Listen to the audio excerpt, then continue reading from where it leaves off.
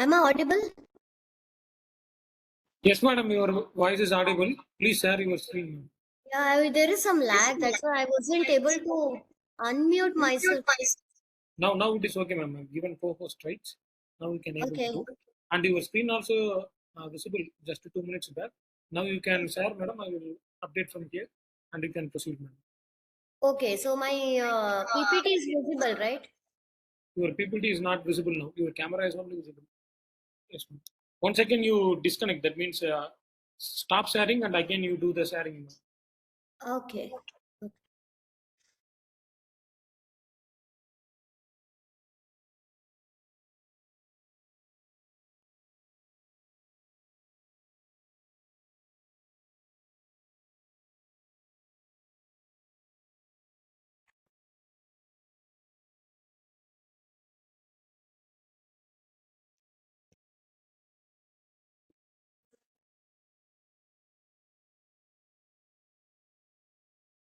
Now it is visible. You can proceed, madam. You can make it into slideshow, and you can proceed. Okay, is it visible? Yes, audio, voice also okay, and screen also okay, ma'am. Screen is also visible, right? Okay. Thank you.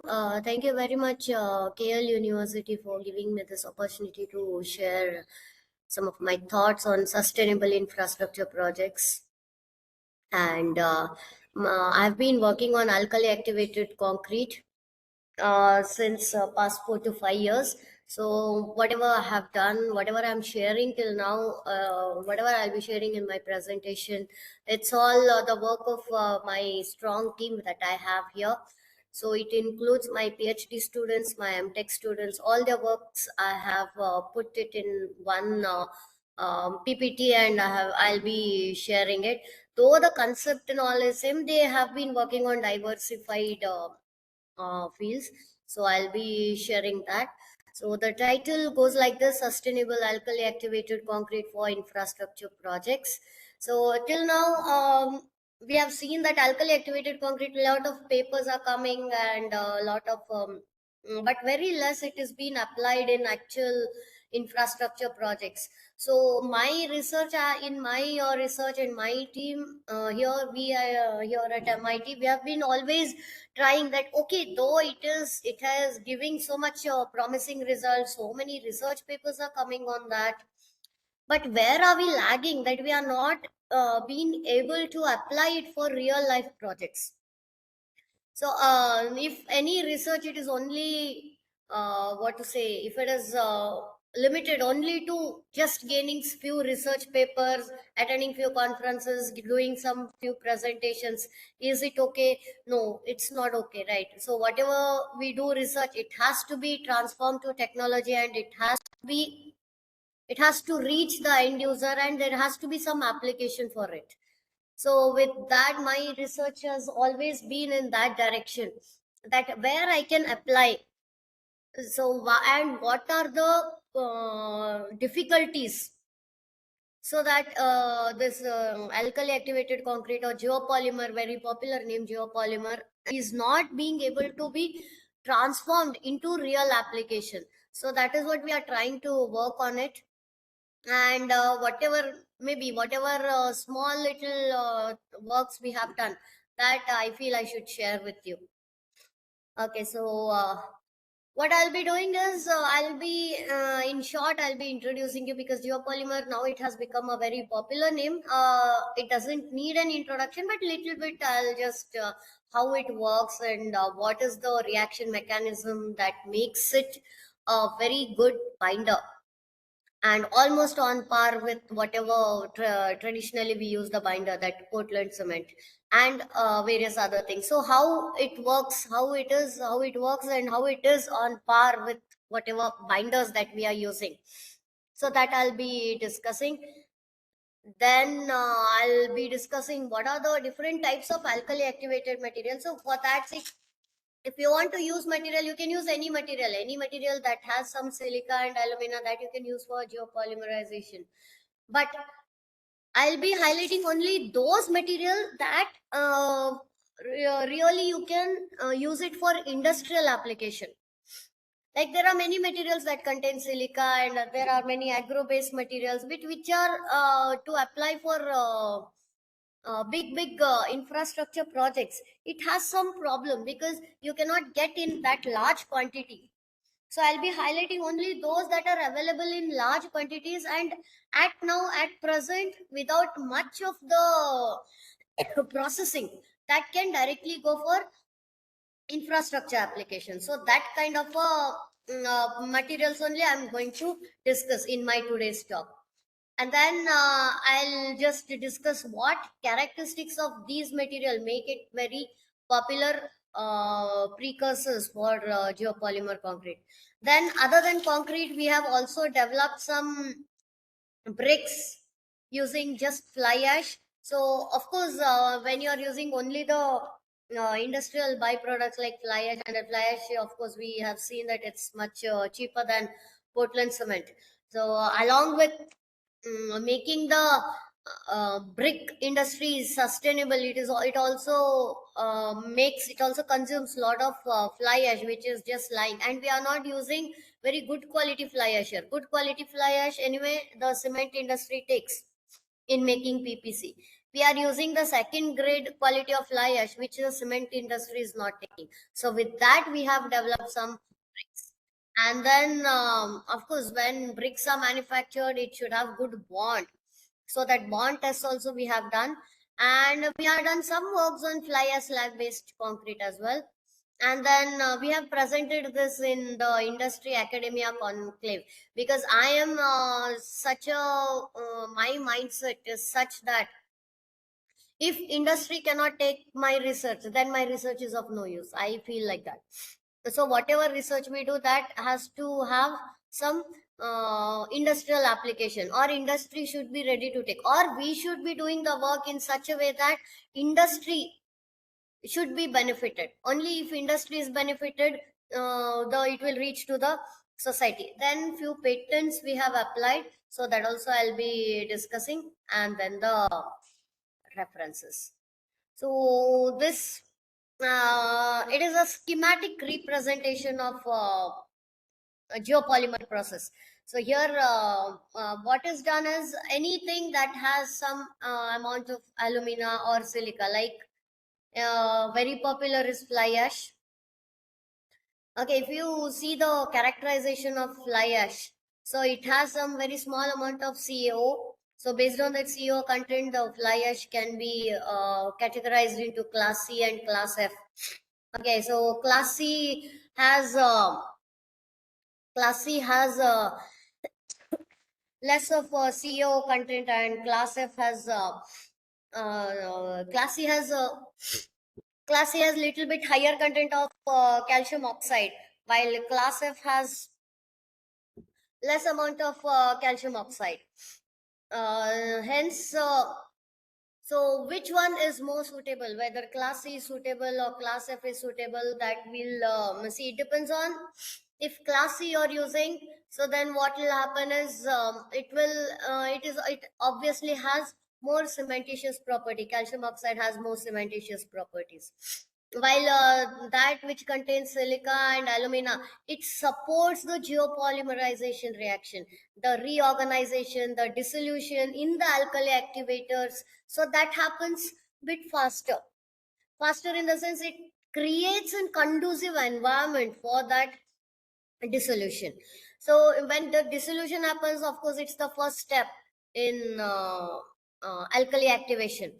Hence the proper amount of silica is SiO2, alumina Al2O3, and calcium oxide are very important, so that a geopolymer that sets at normal temperatures.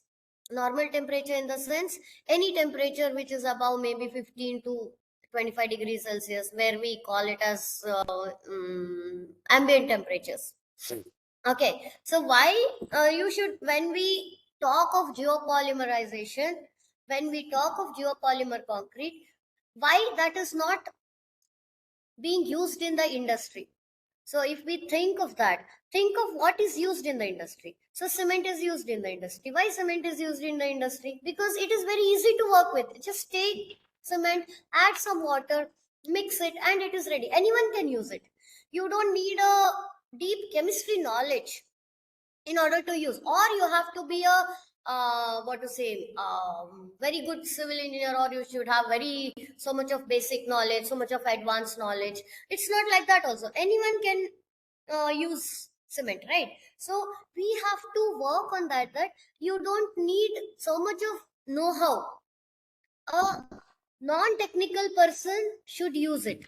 So for that, what you have to do, technical person, while you select the material, so you have to tell that, okay, this material, it is available in bulk, it is suitable. So like that you can categorize. Now class C fly ash, class F fly ash. Okay, that everyone knows, even a non-civil engineer also knows. So class C flash, class F flash, both you can use. So if class F is there, then you use some other calcium source, because in class F, the calcium oxide content will be very less. Correct? So if calcium oxide content will be very less, then you have to use some calcium source. So that basic knowledge, if we have and we develop some material which the society can or the industry can very easily use, take it, mix it in water, that's it. Okay, so if like that kind of a thing we develop, then it will be very useful. So for that, careful selection of the base materials that goes into the geopolymer, that is very important. So those are like aluminosilicate. So in when activators are not added, they will be something like this. I hope my pointer is visible. Okay, so it will be something like this. So here the symbol what I use for the different colors are used. Okay, so Al, Si, Na. So for mainly alkali activation, Al and Si is very important. So they combine with the activators. So initially they'll be like this, discrete, not connected. Okay, so then when the activators are added, now what are activators? Activate means what? This is in sedentary state. This is in sedentary state. Something you need to add so that these get activated. Activated means what? They come into action and they start combining. Here, some chemical reaction will start happening here. So like this. So what will happen? This Al, Si, whatever that oxides of Al and Si are there, they start combining each other. Means once the activators such as NaOH is added, so what will happen? What will happen? This OH minus as NaOH, it has its property. No, it will just be dissolute into Na ions and OH minus ions. OH has a negative. So that is the basic chemistry. So what happens? Those will start combining with this. So this gets activated. So this is activation stage. Then what happens? After some time, the reorganization of this happens, and then the condensation of that happens. Now this a kind of a polymer, means a linked gel kind of a thing happens. So this is the stage when gel formation happens. This is a stage when gel formation happens. Okay, so this gel, for in your OPC we call it a CSH gel. So it is similar to that, but what happens? It has so much of links, right? So it is a kind of long chain is formed, long polymer kind of a chain is formed. So what will happen compared to your CSH, the deleterious whatever this is there, fluids and that are there. So this will take more time in breaking, while your CSH will break little earlier. Okay, and in cement, another cement hydration, another disadvantage is that along with CSH, calcium hydroxide is also produced, and breaking calcium hydroxide bond is easier. That is why for increasing durability, we again add this fly ash or other aluminosilicates or pozzolanic materials. Right.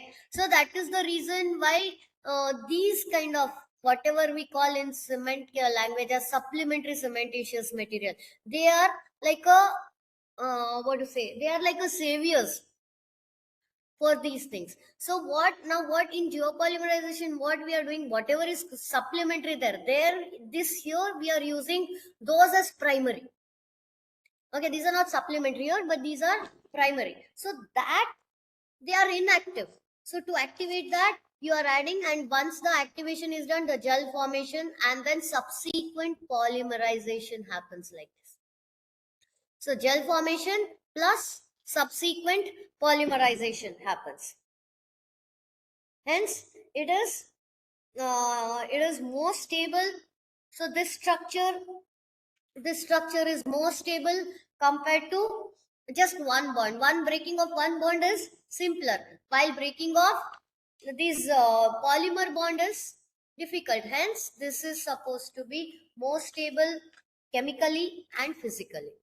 So means physical strength also it will have, mechanical strength it will have, plus it will have good durability. So that is the reason. That is the reason of good performance. That is the reason why we are getting so many research papers. Okay, you can see now, if you put geopolymer concrete in Google, how many you will get? 1 lakh, 2 lakh, 3 lakh, so many research papers you will get. When it has so much of this, why it is not applied in industry? That is a big question. That is a big question for which we have to find an answer. So if you classify alkali activated materials, so you can classify it as low OPC, means you can always use with in conjunction with OPC. Okay, or where it is, you can use up to 70%, you can use some pozzolanic material. But here, major thing, in order to activate this pozzolanic material, you must use some OPC. So that first OPC will start reacting, and then it will bind these pozzolanic material, and it will make this pozzolanic material active. Okay, and some cementitious property is transferred to this pozzolanic material. In that, low OPC means what? More than 50%, up to 70%, you can use pozzolanic material. So in that, very popular is, you must have heard, high volume fly ash concrete. Okay, so that you can use. Okay, so it is low OPC system. So here, whatever 70% pozzolanic material you are using, if that is not getting activated, then you can partially you can use a small amount of activators here. So that is also this system is also you can use. So if you are not able to use completely no OPC system, at least low OPC system you can use. Then next is no OPC. So completely no OPC at all. Then where very popular, there are other pozzolanic materials, but here why I am stressing more on fly ash and GGBS, it is because fly ash and GGBS, they are very popular in the industry. No one needs to tell what is fly ash and what is GGBS, and it is abundantly available. For industry means we require something which is available in large quantities. Hence, I am stressing only on fly ash and GGBS. So no OPC, only fly ash based alkali activated material also you can prepare. Only GGBS based alkali activated material also you can prepare. Or you can use a combination of fly ash and GGBS. So when to use individually and when to use in combination. So that is like, if it is a class C fly ash, where it has some reasonable amount of calcium oxide available there, then only fly ash based geopolymer you can prepare. And GGBS anyways, it has good amount of calcium in it, but sometimes what happens, instant setting will happen because it has little higher amount of calcium oxide in that. So calcium oxide sometimes very fast setting. Now if there is a requirement in the industry that industry will not accept, no, once you add the activator, immediately it will start setting, then industry will not have any, because it requires some time when it is mixed and it has to go and it has to be placed where it has to go. So it requires some time for transportation and that. So setting has to be instant setting. It has to be avoided. So sometimes GGBS, what happens, very fast it will set. So then what you can do is, in order to reduce the or in order to make it slower, the setting make it slower, you can blend it with fly ash. So that is why a combination or a blend of fly ash and GGBS, it's very popular. Most of the researchers have tried. So if you just search in Google fly ash and GGBS based geopolymer, you'll get innumerable number of research papers. And then you can prepare an alkali activated binder. You can prepare means some special, like very high strength you want, or very dense binder you want, or some special application, or you want to develop like you can say self compacting concrete, very fluid you want, or you want to apply it for roads and you want very quick setting there. So some very specific, very special application. Then along with this fly ash and GGBS, you can use one a third blend of a third kind of blend which will induce those special qualities into your binder. So that time you this the if third precursor is used, then that is called as ternary binder system.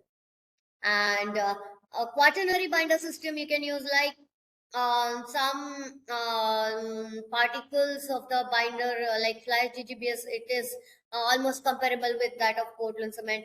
And then you can use some fines, like you can also use silica fume. Okay, in order that you have to develop a very high strength and very dense binder. Or you can use some nanomaterials. Nanomaterials also, they are very popularly used in that. So in order to, like, if your requirement is very high strength, ultra high strength, something that is called as ultra high strength concrete, if you are preparing, then you can go for ternary and quaternary mixes.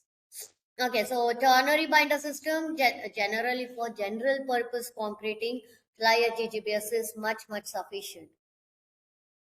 Okay, but if some special cases there, like high strength you want, or high performance concrete you want, or SCC you want, which demands high powder content, all those things, so then okay, maybe you can go for ternary binder system.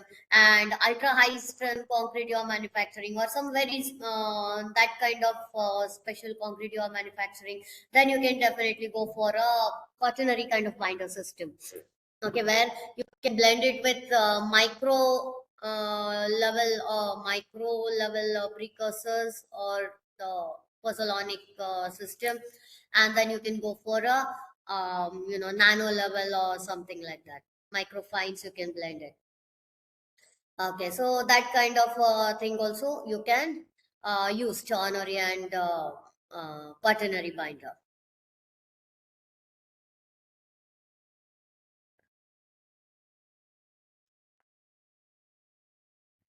Okay, so now we normally do particle size distribution, right? So this when we do particle size distribution, it's very important to do the particle size distribution of binders also, that goes into your making of your geopolymer concrete.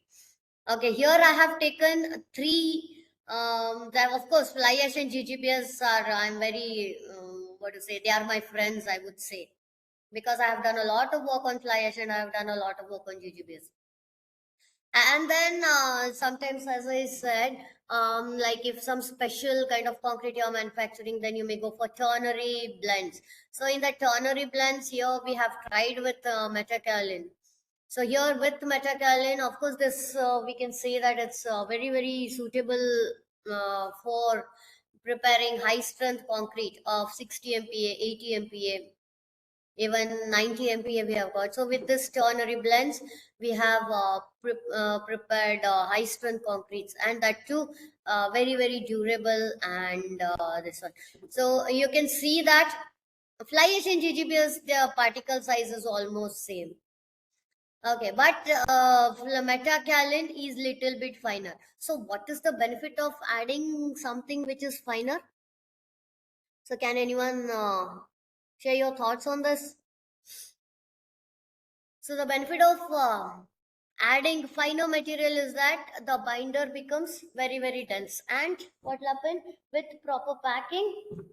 you will get a very high strength concrete with a very dense microstructure. So this is about that is why I say that this fly ash and GGBS, they are very good. Its blend works very well. The proper blend means how much fly ash to use and how much GGBS to use, that depends on where you are applying the concrete. Okay, and what is the site requirement. So if you want okay, it's okay about fast setting you want, then you use more of GGBS. If you want slow setting, then you use more of fly ash. And one more thing is, if you want good early strength, you use more of GGBS. If you want good later strength, then you use more fly ash. And what does this metakaolin do? It goes well with these two. It goes well with these two, and it further refines the pore structure. Metakaolin, it what it does is it further refines the pore structure and a very dense matrix is formed. So that is the work which, that's why these two are very friendly with each other. Fly ash and GGBS, they are like best friends. And what metakaolin does, it enters as a third friend and it enhances the properties of these two. So that is how, for where you are applying, based on that, how much of fly ash to use and how much of GGBS to use, that has to be decided.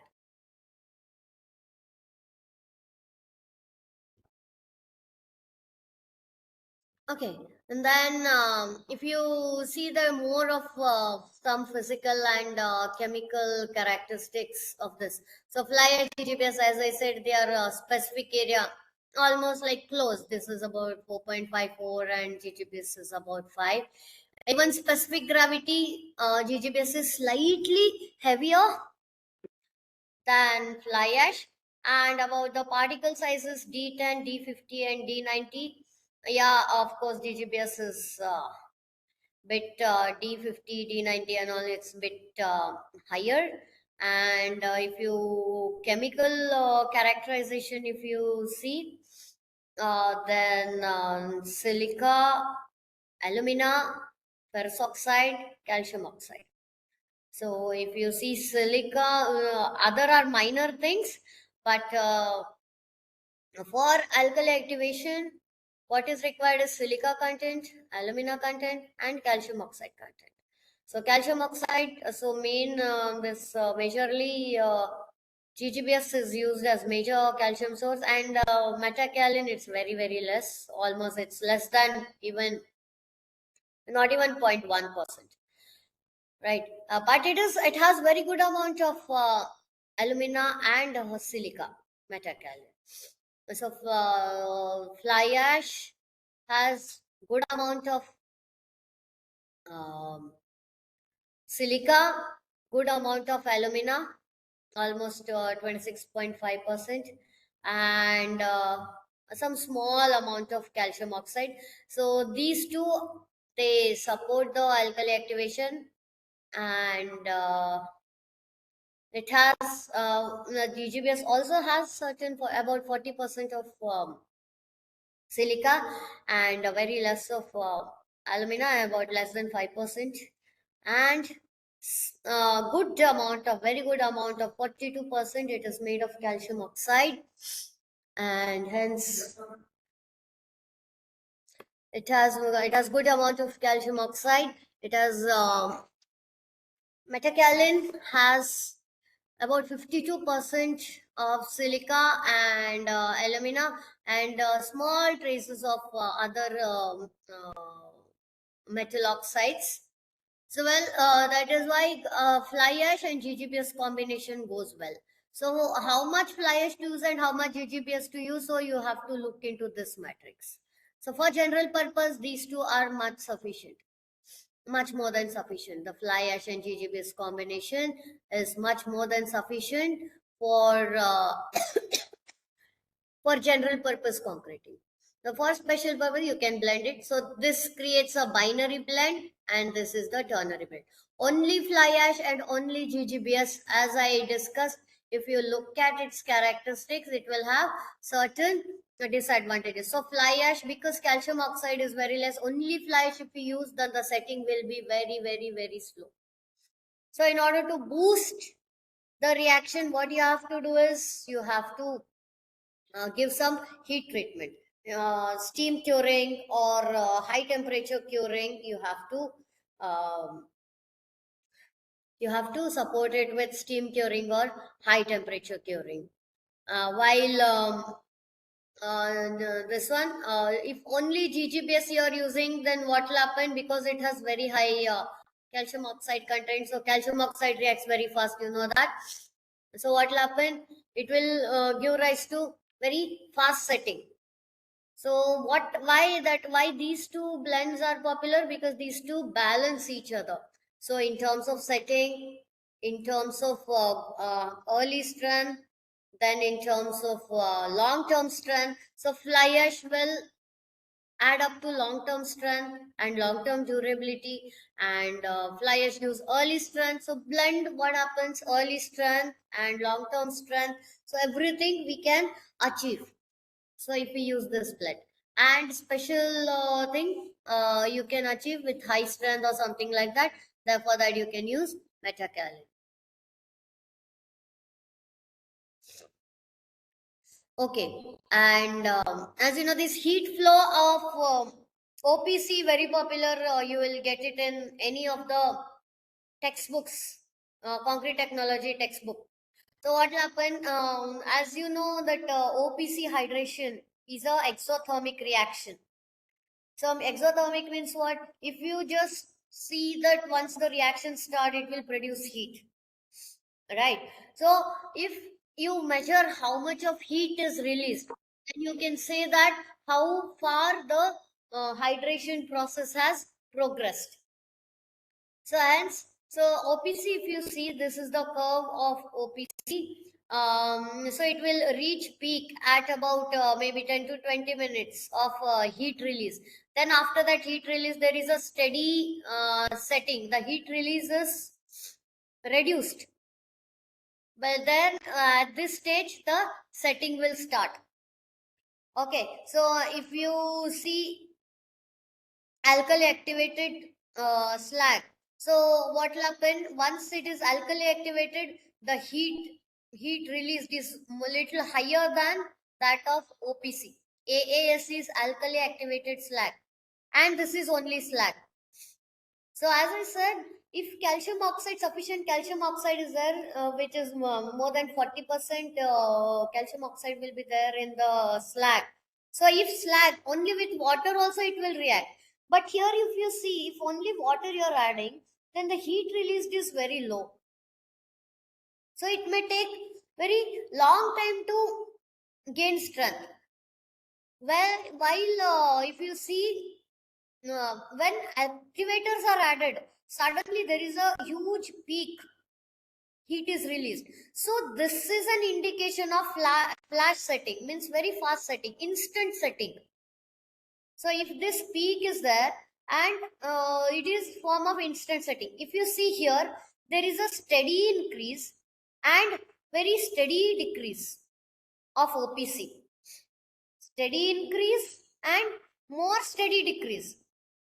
Okay, here sudden increase, very peak, and even down also it's very peak. Means major setting all will happen in this small time duration. Later, it's almost set within maybe 20 to 30 hours. This is time in hours. So within that, almost everything is set. But OPC, if you see, it will begin okay, and means it will reach its peak, but it will take some time. Just see this, the heat decline curve, if you see, it is, there is a not very steep like this, it is a steady decline in the heat release. So means so much time it takes, about 30 to 40 hours it will take. In this, major setting happens in this duration, major setting happens in this duration. So that is the difference. And then okay, alkali activated slag, so with different dosage of activators. Okay, 5 molar, 10 molar, 12 molar, 15 molar, 18 molar. So more than 5 molar. So less than 5 molar, what will happen? The heat release is not much. Means what, if you use very low concentration of NaOH solution, then it will not contribute to making of like alkali activation process and the heat release. So what is that? This is also an exothermic reaction. Okay, so what is heat release is very important. So whatever this heat release is there, so that will help in uh, reaction of the other remaining precursors. So this heat release is very important. Of course, compared to this, whichever molarity you take, there is a steep increase and steep decrease. Means what? In very less time, the setting will happen. So this very less time setting will happen. Is it good for industry or bad? Of course, it should be delayed, little bit delayed, but after the setting starts, means after your concrete goes and sits into the mold, if it sets faster, it is good for a industry. What will happen? Very early you can remove the molds. Hence, you need some time so that the concrete is mixed properly and then it goes and sits into the mold. Till then, you require some time. So, how much time is required? Based on that, you can choose what concentration of solution you have to use and what amount of what proportion between the slag and the fly ash you have to use, so that you can get some time until your setting begins, means until that heat release begins from that graph. And after that, if it happens, it is always good for the industry. Very early you can remove the molds. So like that, you have to design your alkali activated concrete so that your alkali activated concrete can be useful for the industry. So this graph and this graph, you have to keep it in mind while designing the alkali activated concrete for some industrial application. Okay, if you look at the ternary diagram, as I said, I have ignored all other what to say oxides which are there in the fly ash, GGBS, and that I'll have taken only calcium oxide, aluminium oxide, and silicon dioxide, or it is popularly known as silica, alumina, and calcium oxide. Only these three I have taken. So if you see GGBS, it lies at this position in the diagram, while metakaolin and fly ash, okay, they contain fly ash contains small amount of calcium oxide, also small amount of silica also, and some good amount of aluminum oxide also. While metakaolin, it lies here. Okay, so this is the just that same this it is represented in ternary diagram. Okay, so this is works on only fly ash. Only fly ash. Only fly ash, what I said, that early strength is not possible. But there are some application where strength is not that much required. Like if you see fly ash bricks, for bricks, how much strength is required?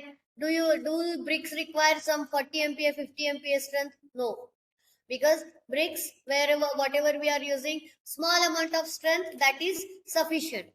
Okay, so what we have tried is we have used only fly ash, then some dust and some chips. This is stone chips and that stone dust.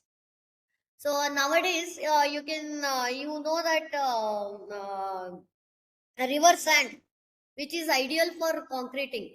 But however, river dredging is not allowed, and river sand we don't get at all. So then what we do is we use M sand, manufacture sand. Now how that is manufactured? The stone is crushed, and then this whatever grading is required, that grading that required particle size, that is removed, and that is used as sand nowadays. That is used as fine aggregate. Now when that crushing process happens, whatever dust that is released, it is very fine. That is not used anywhere. It is just thrown as it just pollutes that area. So what we did is here nearby Manipal, there is a place called Karkala where there are stone crushers where they manufacture this manufactured sand. So we got the dust from there, And we also got some chips. Means when stone cutting happens, the chips that are not used for anything, so that is a remnant, it is a waste. So when that is also discarded, so that discarded chips also we brought. Then we thought, why can't we just mix fly ash, use some activators? Why can't we mix all these three instead of going for good quality sand and that which industry always uses? We'll use something which industry has discarded. So we brought all that from nearby. It is about from Manipal. It's about 30-35 kilometers. That stone crusher we brought from there, and that we just mixed, and we have used that for making bricks. These kind of bricks, and then okay, bricks we have manufactured, but then we thought, is it really suitable for our what to say, making our houses and that and this? Because here, Manipal, you see, it is coastal area. You can go through coastal Karnataka, and here there are very heavy rainfalls, and you can you know the geographical conditions here. So whether it bonds properly. So it is bricks, for brick size only we manufactured using these fly ash, dust, and chips. Okay, so this we manufactured these kind of bricks, and we did bond test also. So bond test means how well it bonds, and if the bonds are strong. So that also we did bond test, and this is the this what we use, mixed proportion. We did bond test also, and we found that it is on par with, or it performs even better. So there are many other tests also. What we have done on that, we also did a lot of durability tests also. Seawater we brought, and we inserted all these assembly into the seawater and tested. So in how many days disintegration will happen? So we found that even after 1 year, the disintegration did not happen. So all those things, but this is the work of my PhD student, which she recently finished her PhD. Her defense was over, so we have still kept that. We thought we'll not test, we'll test after 4 years, 5 years, and that. So all this assembly, so these results are means we are awaiting the results. We just want to see that if at all it the structure gets soaked, so will there be separation? Will there be loss of bond? Or will there be disintegration in the fly ash bricks itself? So all those things. So we have, so for this, for all this work, there is Dakshin Kannada Nirmiti Kendra. They have helped us a lot in carrying out, because at industrial scale, they have helped us in manufacturing these fly ash bricks, and they were very happy with our work and that. And then we have kept it. They just want to confirm if the long term durability. So what we have done is, because here it is coastal environment, so what we done is, instead of going for some hi-fi instrumentation and all those things, we said real only we will test. So all these breaks and that, we put it in seawater, and we said we will not see only towards it till 4 years, 5 years. After 4 5 years, we'll see. So now already some 1 or 2 years are over, and we haven't seen any kind of disintegration or something on that. And then we'll see, maybe next 2 3 years we will keep it like that only, and then we will test. And then this is somewhat of to check whether this combination is now coming to concrete. That is about only fly ash, and that is about bricks we manufactured. This is about the concrete what we have done. So we have used about 50%, 40%, 40 to 50% of fly ash, and some reasonable amount of GGBS, that is 30 to 40%, and a small amount of 10 to 5 to 10 20% of about 5%. We have used metakaolin, and then activators we have used about 12 molar, and then S by B ratio we have used 0.35, that is solution to binder ratio, and it is getting cured at ambient temperature. sodium hydroxide to sodium silicate ratio, that also we have kept it constant. So these are some of the binder tests we have done, and most of them they perform on par with that of cement paste. So whatever cement paste tests we do know that consistency, then setting time, and all that things. So one observation what was done is as you increase the the GGBS content. So what will happen? The setting time will decrease, and if you increase the fly ash content, so that mixes that contain a larger amount of fly ash, the setting time is slower. So that is one general observation that was made. So this is then we should also check if that will perform well. So for that, we done some micro analysis as well. So FESEM analysis. So I insist finite. Now this one you can use scanning electron microscopy. So it is a very good a tool to check the morphological and micro level characteristics. So means we know that so what is does, so you can find out so whether there are any micro cracks, how dense the matrix is formed. So you can see that fly ash how it will form, then GGBS how it will form.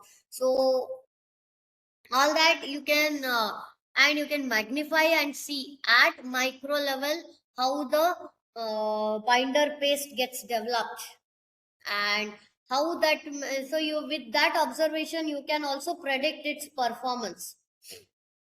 You can also predict its performance, how it will perform. So all those things. So morphology, you can identify what phases are developed by just identifying the morphologies. So FESM is a very good technique. So all of you can like use FESM technique. So I'll just show whatever we did. So whatever that combination of fly ash, GGBS, and that you can see that. See here, few they have. You can see few samples. They have got some cracks. So what will happen is, see this. If we are using more amount of GGBS, then more heat is produced. So sometimes what happens? Okay, the GGBS is good, like heat produced is good, it is good for strength development and that, but sometimes too much of heat when it is produced, and that too in small duration, means that heat peak what we get. Because of that peak what will happen sometimes, because this our cementitious paste is a very brittle, right? So what will happen, because of that heat develops, sometimes crack is formed. So that time, what is there? The other binder, what is there? Other binder means what? When GGBS only is used. So then what will happen? The other binder is not there. All of the GGBS will produce that peak. Correct? All of the GGBS will produce that peak. And because of that excessive heat produced, sometimes what will happen? In like shrinkage cracks. So similarly, similar mechanism happens here also. So there you can observe more cracks are formed. So what will happen now, because of this heat, if you add other ingredients like fly ash or some slow setting ingredients, then what will happen, when this heat is produced, that is a slower setting, right? So it will absorb this heat, and that will also start setting. And whatever these cracks are formed, that later stage, whatever the reaction will happen, those products will come and sit in those cracks. Then what will happen, that cracks will get filled. So these things can be observed with FESEM technique. Okay, so initially more cracks at maybe 7 days, but when you observe on 28th day, those cracks will get filled, because later stage those slow reacting elements of that binder will start reacting and fill up those gaps. So that is why this is again one more reason why fly ash and GGBS combination you have to use, I say that.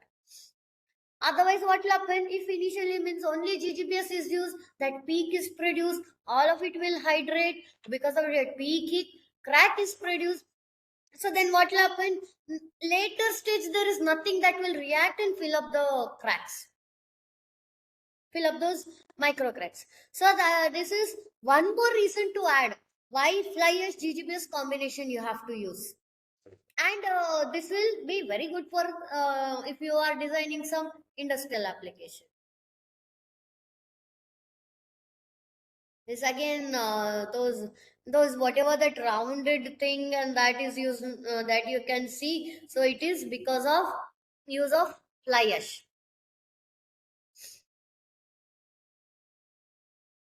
These are some of the morphologies that are developed for different blends of fly ash, GGBS, and metakaolin. This is phase identification. It is done with the help of X-ray diffraction. You can see that CSH is formed similar to OPC. Small amount of CSH is also formed. Then NCASH. So what is CSH? Calcium silicate hydrate. Then CaSH is calcium aluminosilicate hydrate. So when alkali activation happens, the alumina, silica and calcium oxide, they combine with the activators. So then what will happen? Calcium aluminosilicate hydrates are formed. Then what will happen at later stage? The sodium component will react and it will fill up the, as I said in the previous slide while describing, I said no, some cracks are produced and that crack is gets filled up by this sodium aluminosilicate hydrate. So combinedly it is formed as NCASH. So sodium calcium aluminosilicate hydrate, those kind of things are formed. So this is sodium calcium aluminosilicate hydrate. Okay, so that are identified here. So here other peaks are also there. Okay, so other whatever this Q and that is there. So, but we are not worrying about this. What we are interested, that component of alkali activation that will give some strength. Because as civil engineers now, as a if chemistry people, you see, they will keep on identifying some ferrous compounds also, they will keep on identifying some other minor compounds also. So we are not interested in that. So here sufficient amount of CSH is formed, sufficient amount of CSH is formed, sufficient amount of NCSH is formed, we are okay with it because that will give some mechanical strength and durability. That will induce some mechanical strength and durability into the matrix. So then what will happen?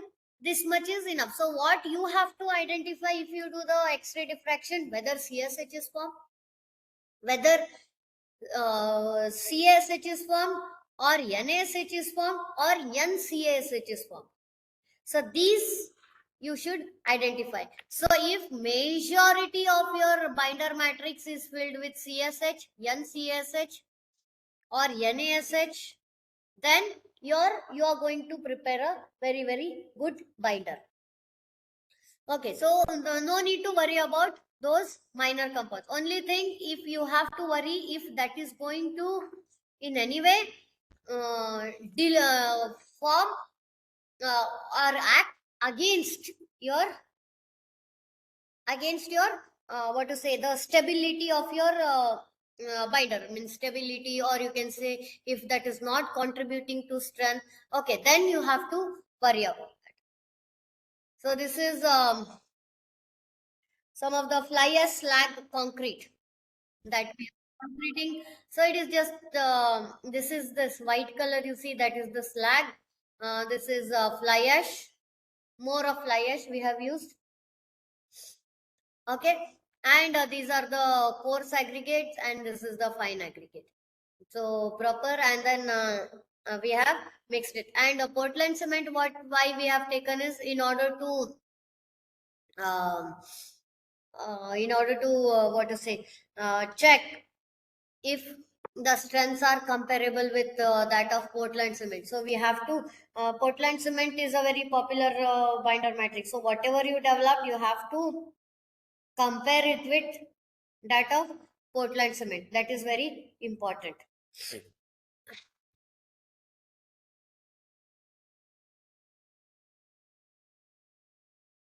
So here we have prepared control mix, means just for this mix is just for comparison. That 100% cement M50 we manufactured. Then we have manufactured means 50% fly ash, 50% cement, just to compare. And then M50 with alkali activated 70% fly ash and 30% GGBS. Means here no cement. This is completely no cement. This is 100% cement. This is 50% cement. So top one is 50% cement. This is 100% cement, and this is with no cement. So you can see strength of this combination of fly ash and slag, which I said it is very popular. Just this is only tested for 14 days. So why 14 days? There is a big story behind this. So what happened is actually we were trying to do it for 28 days, and we also had plans to do the big full scale beam also, like RC beam, to test with 50% fly ash and 100% cement, and then this alkali activated also. But then what happened, this was that MTech student, his work it is. But what happened, suddenly it is corona batch. So because of that corona thing, he could not complete his project. So, but then I said, whatever sample you kept for 28 days, you test it on 14 days, so that next 1 or 2 days, the lab was about to close and our college was also about to close. Then I said, whatever you said, you test it. No problem if it is only 14 days strength. Then he tested, and 14 days strength he got so much, just with 70% fly ash and 30% GGP. So no cement system is giving more strength. Even just look at the 7-day strength.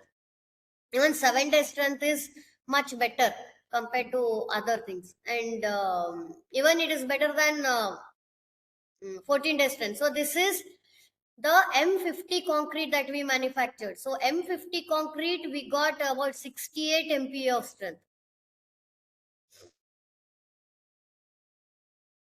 And we also did some paver blocks, and we got what to say, the recognition also for that. This is a student project which we did in association with GEC Karwar, Government Engineering College Karwar. And they actually these students are from Government Engineering College Karwar, and they exhibited these paver blocks using alkali activation technology. So they manufactured, these are different classes of paver blocks which can be used for medium traffic and high traffic, and even this they, and compared to the paver blocks that are available in market. So they said that for similar strength, they demonstrated the lower thickness paver blocks. So these made them win the first prize. So it is in Canada. So it is a state level. These students, they have got the first prize in state level project exhibition competition. So this is another thing we have manufactured out of this alkali activation technology.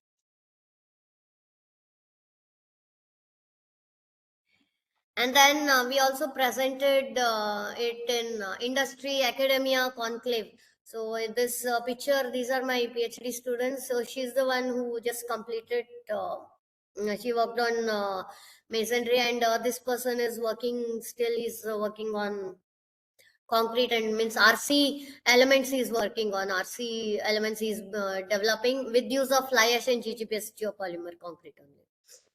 So these we exhibited a few things, and there are some other things also which is not there, we not captured in this picture. So these are these we industry academia conclave, we presented this.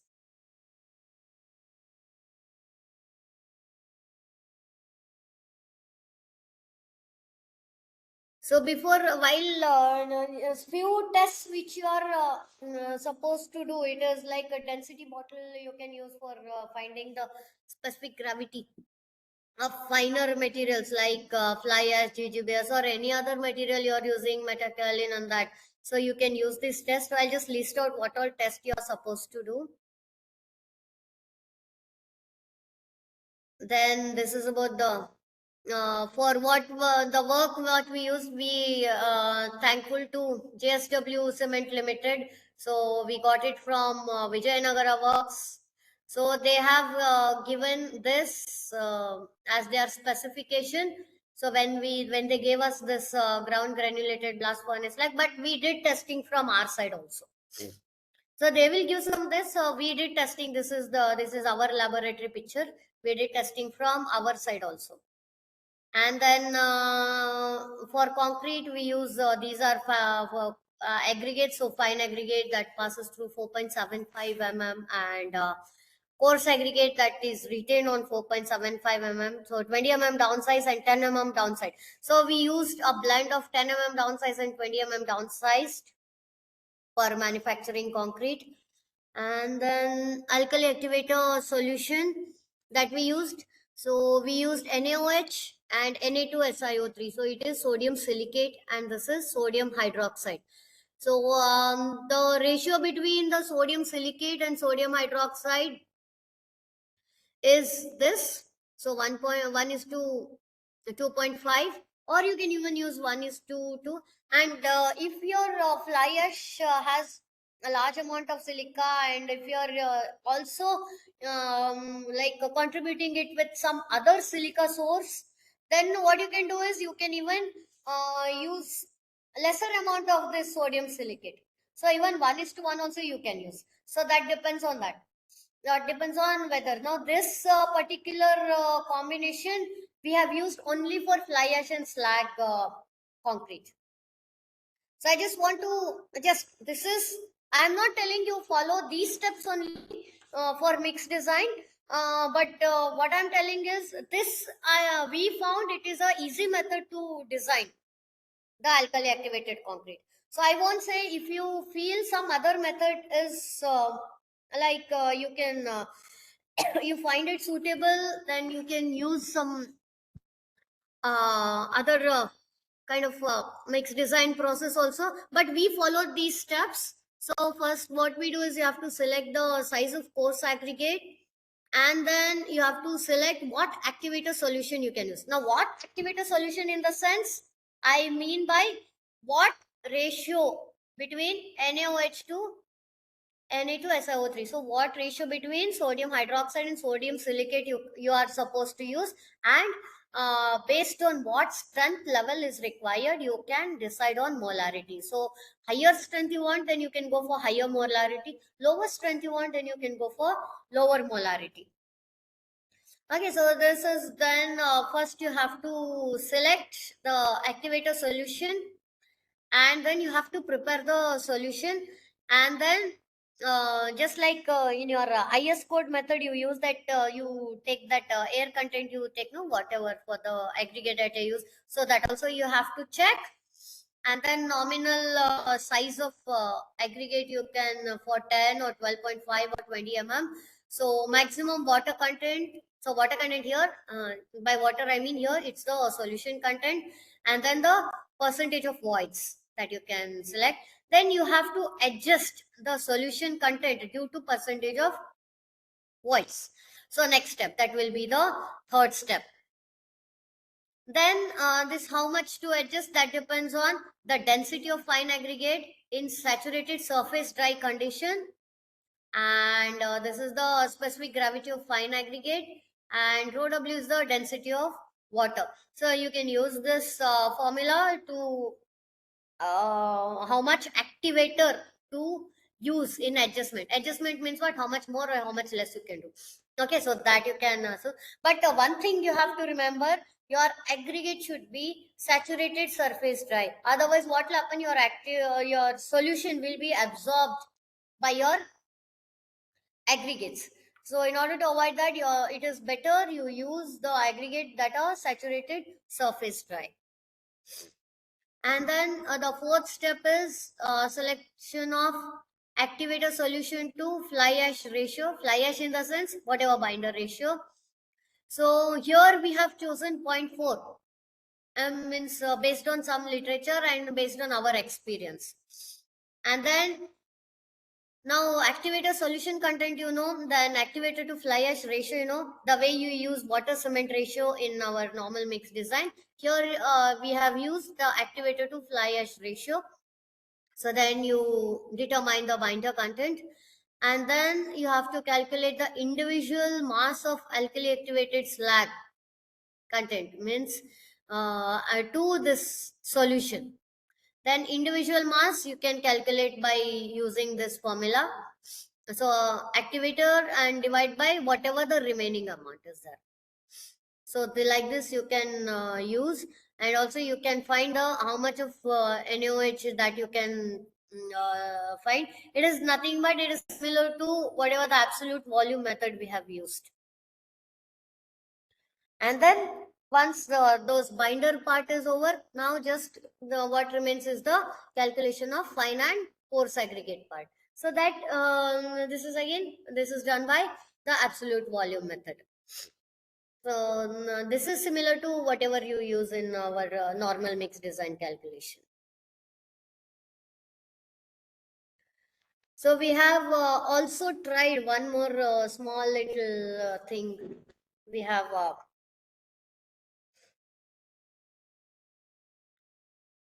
what we have also tried using dried sewage sludge just for mortar tubes, and that we have tried. So along with cement fly ash, we have also used, along with GGBS, we have used sludge also. So just dried sludge. Means sludge is it is obtained from water treatment plant. Okay, so in Manipal there is a water treatment plant, and that treats water. The treated water is used for gardening and all other means non-edible, non-drinkable purposes, and means the garden and all is in full Manipal. If you see whatever garden and all, it is maintained with the help of that treated water only.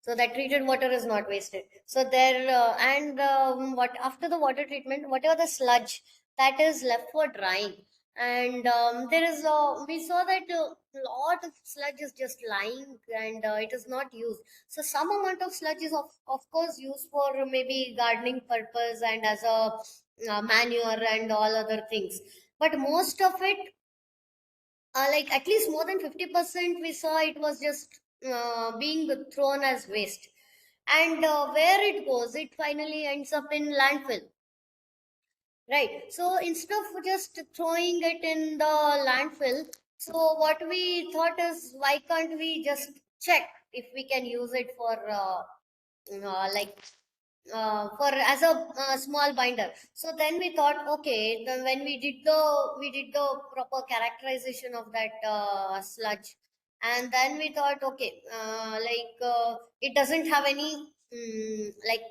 property that can make it that can be designated it as a binder. Then we thought, can we use it as a filler? Then what happened, then we thought its LOI is too high. LOI means loss on ignition. Then okay, then that can be, it cannot be used for that also. Then where to use? Then we thought maybe if that is completely again dried properly, so that all the free moisture, if it is lost, then maybe it will have some stability, like that we thought. And then we thought we can do it that again we brought to the lab, and then there also we kept it for like sun drying most of the times. And then we what we did is we dried it in oven for just 1 or 2 hours only. Most this we did in drying for sun. Okay, that was we took up this work during peak summers only, so that we can best utilize the sun's energy for that. And then we got it ground again in the ball mill. So for this we took help of NITK Surathkal. So NITK Surathkal is nearby here, so it is about 50-60 kilometers from here. So we took up theirs, and then there is a ball mill, so NITK helped us with grinding. and we grinder is there in the mining department of NITK. So we got it ground and then we brought it back. And then what we thought initially, we'll mix with cement and see what will happen. Even if this, so we tried this combination with cement, fly ash, then small amount of sludge. So then we thought we shouldn't use it in large amount. We'll try with small amount.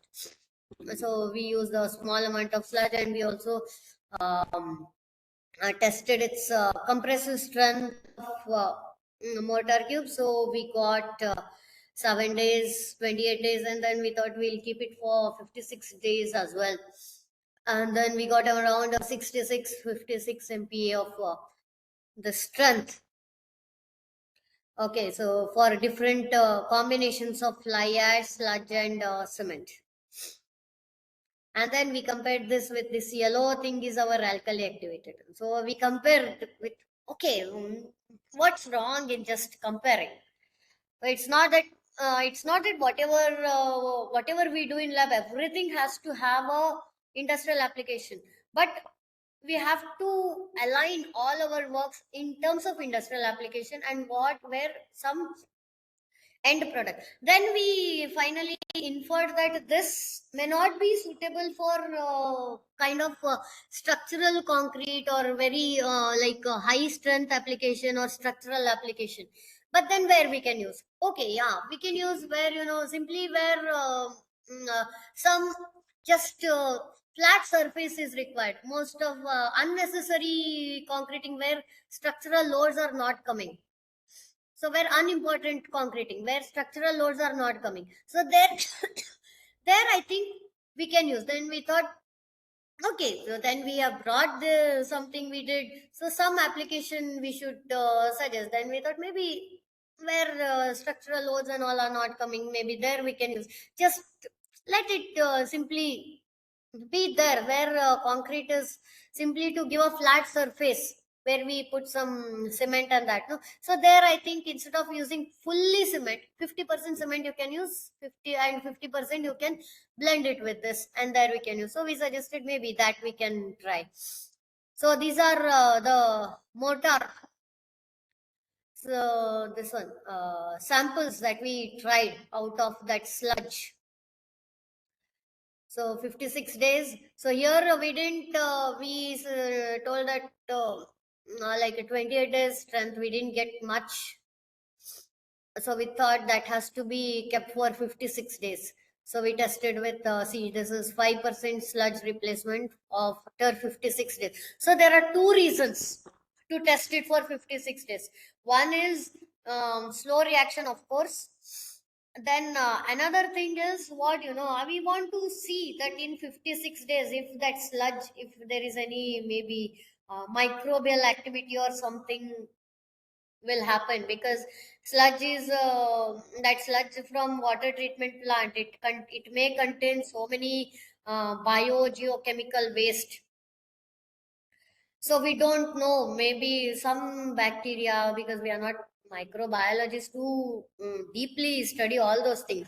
So it is just an indirectly keeping for more duration, because I just some most of the bacteria, they get activated, means they will be in inactive stage for 15 days, 20 days, but suddenly they may get activated after 28 days.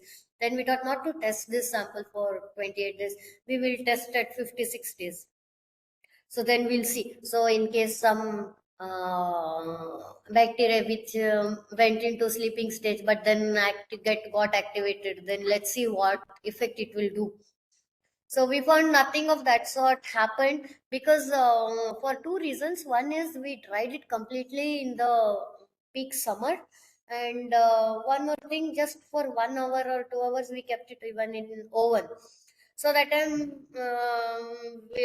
we thought maybe all the some microbial content or something is there.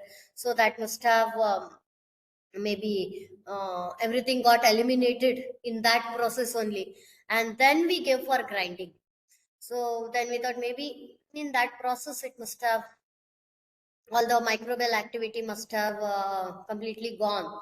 So all those things we tried. No, this is not like whatever we tried in our lab. It's not like any standardized procedure or something like that. So whatever we got available, whatever we thought this time is feasible, so we utilize that time and we utilize whatever the facilities that are available here. So all those things we can. That's something we'll do that can be helpful in one or the other way. So like that, and then of this also we carried out micro analysis, okay, of cement, then sludge, and just fly ash paste, just the GGBS paste, then EDX of fly ash GGBS 70/30 paste, then how much, as I said, how much cash or NASH is produced. So that can be, we also developed prediction chart based on the experience. So means if so much of fly ash is used and so much of this is used, or based on the CA to SI ratio. So whether cash will be produced more or NASH will be produced more. So that also we developed some graphs. So this we can use for designing the alkali activated concrete. So whatever this cash, NASH, so main reaction product of alkali activated slag is calcium silicate hydrate with low calcium to silica ratio, whereas aluminosilicate hydrate is mainly formed as a product of alkali activated slag with higher fly ash content. So in this study, so we mainly observed main product of OPC is only CSH with no existence of ASH. While we do alkali activation, we get CSH or CNASH or NCASH. So what is difference between CNASH and NCASH? So primarily sodium aluminosilicate hydrate with traces of calcium, then it is NCASH. So it is primarily calcium aluminosilicate hydrate and then small amount of sodium gets added, then it is CNASH. So both are a kind of hybrid things that are formed. So it is like, see, we have made this graph here. Then about, you can see the tested specimen that is used for compressive strength. This is concrete that is developed. So then you can see that variation in the compressive strength for different mixes. So silicate to NOH ratio, and these are some of the trial mixes that we have got. So we have got good strength. Maximum we got was 75 MPa. This is only with fly ash and slag. So if you combine it with third binder, you develop a ternary mix, then of course you can get much higher strength than this. This is split tensile strength test. So if you look at this, you can see that the aggregate, the failure plane has passed through the aggregate and aggregate has got cut. Means there is a very good bond. You can observe this after split tensile testing. You can observe that there is a very good bond between the surrounding paste and this aggregate, right? So means aggregate, means paste is having more strength than this, or almost equal strength compared to this aggregate. So aggregate and paste both are getting cut, and also you can see that there is very good bond. For good concrete, good bond is required between aggregates and paste. So you can see very good bond you are observing between this paste and aggregate, right? Then this is split tensile test. Please, split tensile strength. So about maximum we got was 5.25 MPa split tensile test for 90 days. And then flexural strength also was tested. Then this is the variation that was observed. And we also tested it for modulus of elasticity, because this is very important in designing RC application. So modulus of elasticity is very important. So we also tested it for modulus of elasticity. And then for different silicate to this ratio, for different silicate modulus, we got elastic modulus variation. Then we have analyzed these data with different surface plots. So compression strength versus binders, then split tensile strength versus binders. So these are surface plots. Then this is surface plot for flexure versus binder. Then this is modulus of elasticity versus the binder. And we have also proposed some equations for and to test whether the equations that are proposed by ACI code, whether it stands valid for alkali activated concrete. So that also we have tested. We proposed suggested means the code suggests 0.69 root FC, but our we got 0.93 root FC. So like that. And then for proposing equation, we have done a lot of analysis with large amount of data. And this is the linear fit curve for flexural versus compression. So after all these analysis only, we use that prediction curve.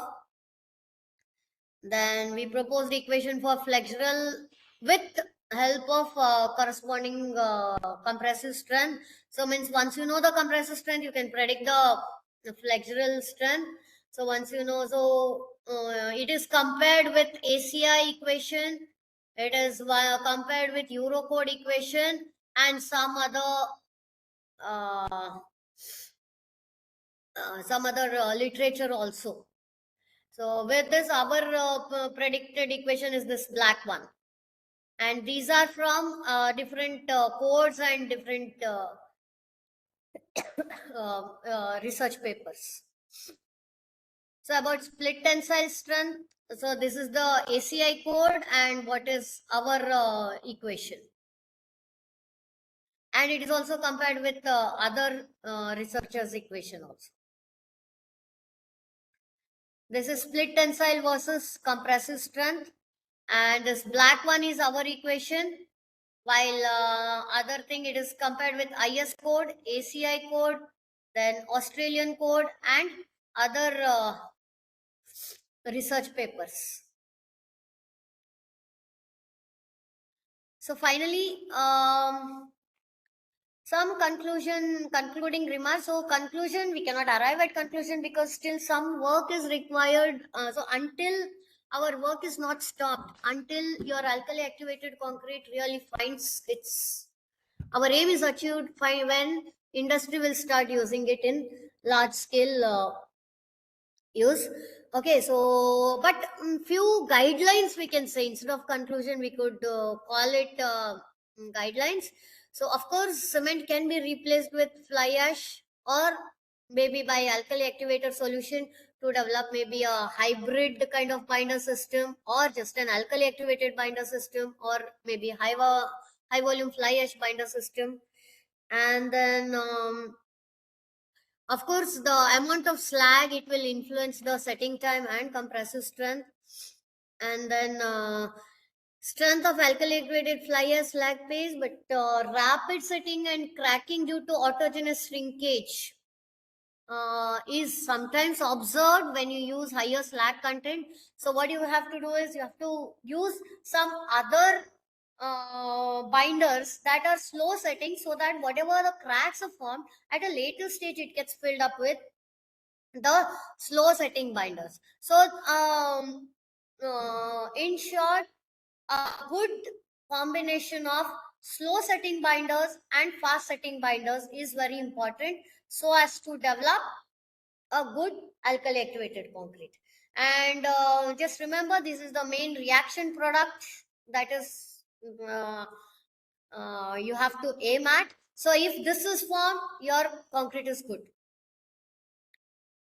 So alkali activated concrete may not be at now I'm telling as complete replacement of OPC, but you can be used as a parallel binder. So for the industrial application, maybe we cannot say at this stage that completely okay, it can replace OPC, because there are many other properties that are still not being tested. So hence at this stage we cannot say that okay, you leave OPC and completely use this. But it can the researchers have reached to that stage that that can be definitely thought as a one of the potential thing that can have good industrial application. Okay, these are some of the future scope where anyone interested can take up these this one for research, so that you can industry level research, so you people can take up. So at least what you can do is a mortar mix can be used for plastering, or some old masonry structures are there, so you want to do some beautification on that where strength is not that much required, so that you can use these mortars. Then you can use early setting mortars so that you can use faster rate of construction. And what you require is good understanding of chemistry of activated binders, that when exposed to aggressive environment. And you can use the existing correlation or the relations that we have developed, and you can use for you can take up some work so that you can test the long term performance. So we have filed some applications, patents. So there are two more patents that we have filed. So actually two more I just lost that. I don't know that slide I could not put. One more slide, two more were there. Somehow that slide got lost. So this one is granted already. This patent is granted. So these are under consideration. Okay, these are some of the references. So thank you. I'm ready to take up some questions if you have.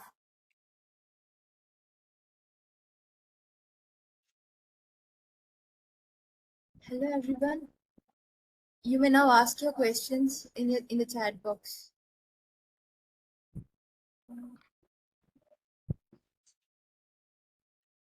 Selection, madam. Chaitanya here. Yes. Ma'am, how are you, ma'am? Yeah, I'm good. I'm good. How are you? Yeah. Actually, Yeah, very good okay. presentation. So Yeah, many people are messaging me personally. Actually, okay. they want this presentation. If you are willing to share this presentation, we will give to them. Yeah, fine. I'll share. Yeah, I'll share. No you problem. can share me, ma'am. So, on some students, some participants ask the questions. We consolidate Okay. everything in the one Word file. So, we are displaying that one. If you have Okay. interested to take any one questions, you can take me. So these are the questions, right? Which I'm Yes, ma'am. seeing. Yes. Can these binders be used in manufacturing bricks so as to reduce the burning of? Yes, of course you can use. I have also presented. We have worked on manufacturing of fly ash bricks. Okay, and along with that, you can also use some other. You see locally what material is being wasted, so that also you can combine along with fly ash, and you can of course use these for manufacturing bricks. And then chemical properties of material given by supplier done in the laboratory. So the supplier has also given, and from our side we have done the chemical analysis and we have ascertained. Okay, so what is the procedure to plot heat flow curves? Please tell the experimental procedure. Okay, so plot heat flow curves. I think Origin Pro software is there, so you can use that software. And experiment procedure is you have to maybe easiest way I would say, because there are some very costly equipments also. But if you want easiest way is you buy some thermo sensors and you prepare the whatever binder you want to mix. No, you prepare the binder, you insert those thermo sensors that will that you will get in very cheaper. Okay, and that you can connect to some data acquisition system, and it will constantly give you the information about what is the temperature range. So thereby you can just monitor how much heat is produced, and that data you can take and you can put it in heat flow curves. So I think Origin Pro software, there could be other softwares also, but I am what I am knowing is that I will tell. So that is heat flow curves. So what is impact of water seepage and water absorption on fly ash bricks? Impact in the sense like if too much of water seepage happens, then the brick may crumble. But what we have seen is the alkali activated fly ash is very good water resistance, and we have we have kept it just to means, see, I don't believe in simply creating data for publishing some papers. So what I want is, I just want to observe that what is happening. So what we did is, in some of the this, no, we just simply kept for years and years together. Years and years means 2 years already over. So then we haven't seen nothing much of water is absorbed even after 2 years. So fly ash bricks, they are really good in terms of this, what I felt is. And then for durability, what test you recommend? For durability, first thing is whatever like you want to find acid resistance or you want to find sulfate resistance. What you can do is, you can dip that in that solution. So there are many research papers available in that, how much concentration to take and how to measure all those things, that is there. And then timely you can just um, mm, test one sample and just see what has happened. And in order to really understand what chemistry has happened, you can take a small chunk of the binder from that and you can do the some micro analysis. So microanalysis will be the best thing to judge for durability. And then what are durable tests are recommended, ma'am? It's the same thing. I think I have answered that. Okay, so durability tests. So acid resistance, sulfate resistance, freeze thaw, all those things you can do. Freeze thaw, like what you can do is, if in your laboratory some cold storage is there, maybe in usually in environment engineering labs, cold storage and all they would have done. So one or two that binder samples you can keep in cold storage, then remove, put it in outside. So like that, something you can do, some 3-4 cycles, so that freeze thaw cycles, you can name it as freeze thaw cycles, and you can just do that in your laboratory. So we are one of our PhD student is doing like that. And what characteristics required for using fly ash in RE wall? Can someone tell me what is RE wall? So explain bond test clearly, ma'am, means test setup and specimen size. Okay, so for this bond strength, you can recently we have published one paper in SN Applied Sciences where Pooja K is first author, and in that all in detail all the tests are mentioned about bond strength. If you want, I can share that link here.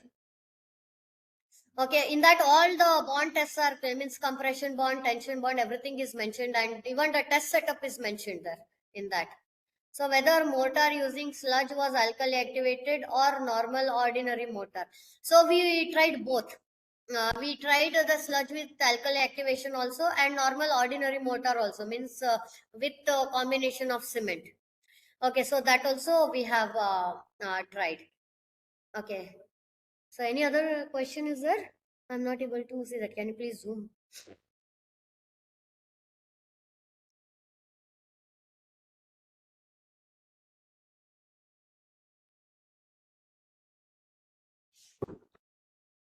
Okay, NaOH 36.9 of NaOH solution, 12 mortar of NaOH 14 mortar. In many article they mention these values.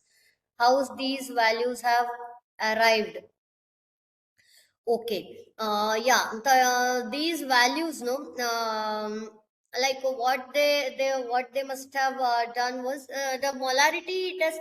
I think whatever the required amount of solid is taken, and that is mixed it in 1 liter of solution. Okay, and then and the those values you can arrive at that.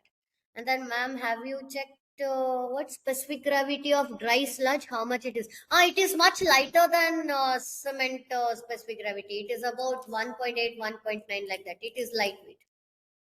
Okay, so and that specific gravity depends on source to source. Means if in sewage treatment plant, if it is only domestic sewage, then it is lighter. If industrial sewage also get mixed with that, then that may become little heavier. So like that, the specific gravity is around in that range only. Okay, any other question?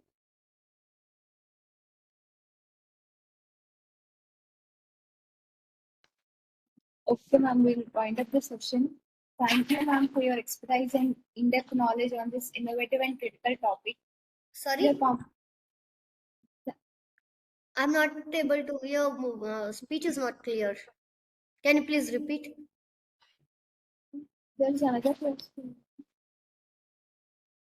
They're asking for bond test link paper, ma'am. Yeah. I will. Where should I paste it? In the chat box. Okay.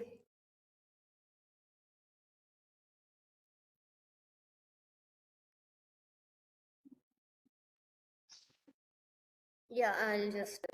I'll paste this link.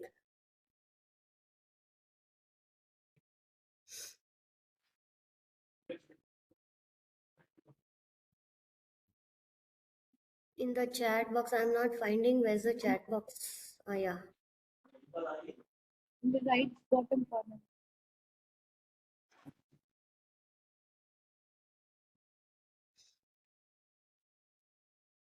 Ma'am, someone is asking for the question for answer, ma'am. Which question? Fourth question. Fourth, what is the impact of water seepage and water absorption? Impact of water seepage is, if water seeps inside, then what will happen is it will create, like from inside water will seep inside, and if it absorbs more water, then subsequently the brick will disintegrate. But whatever bricks we have developed in our this one in our laboratory with activated the fly ash, so we found that even after 2 years there was no much seepage. It was only at the surface. So it is of like, and even the bond was not lost. So we tried with the normal cement bond, and we also tried with normal this one we also tried with alkali activated whatever that mortar we developed. With that bond also we tried. So even after means 2 years we just kept it inside. We just kept it inside, and then we saw that it is not even the bond disintegration also was not happened. Even the brick was as it is even after 2 years, and even the bond disintegration also has not happened. So like that we can just we that was our observation. So any other question I didn't answer? I'm not getting the chat box. I don't know where it is. Where is the chat box? At the bottom right corner, ma'am. Bottom right corner, show chat. Okay. Yeah, fine.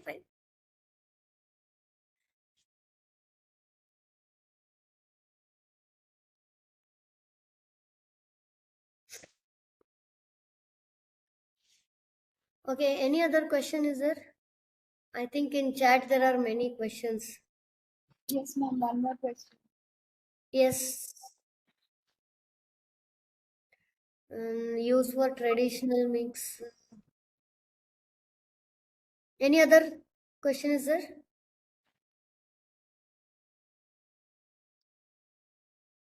Ma'am, how can smart buildings contribute to sustainability in construction industry? Smart buildings is a different concept. So I am right now my session is only on materials side. So building as a whole, there comes a lot of calculations of energy and all those things. So if everything is made smart, then of course it will contribute to sustainability. Here my talk is only limited to building materials, what I am talking. So only in material side, how I can achieve sustainability, only I have highlighted only that much here in my talk.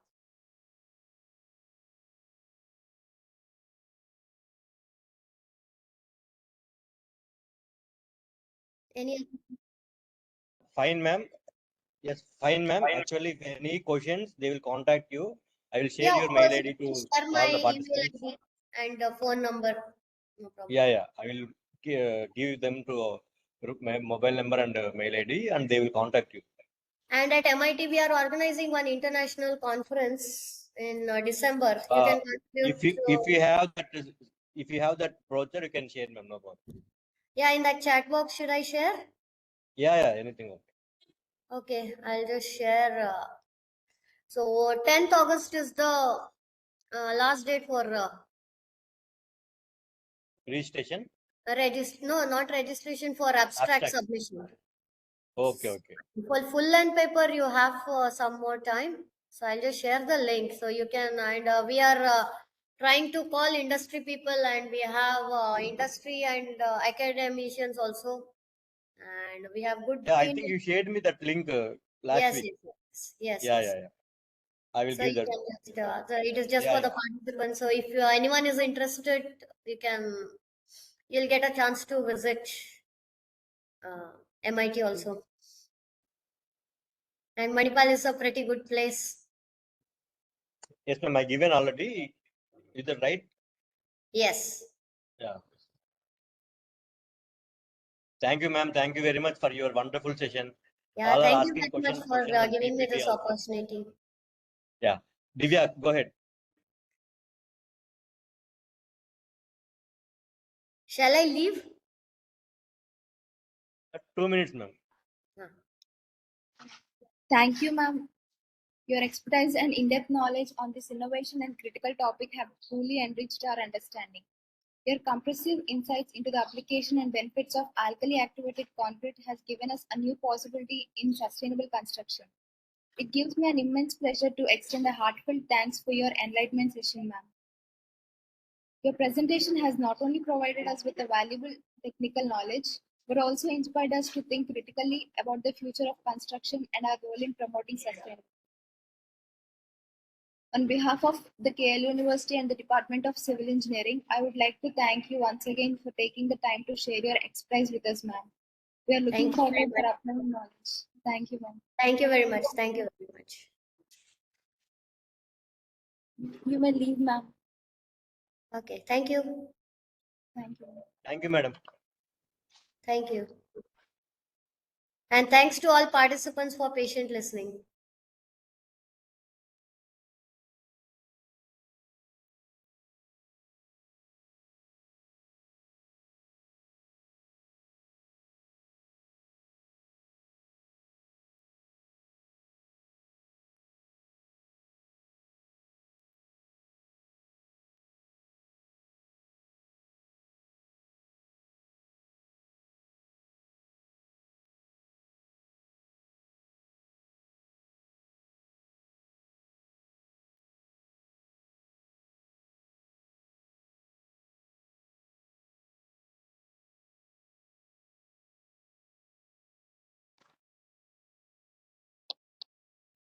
I request all the participants to give the feedback for the session in the Google form that was given in chat box.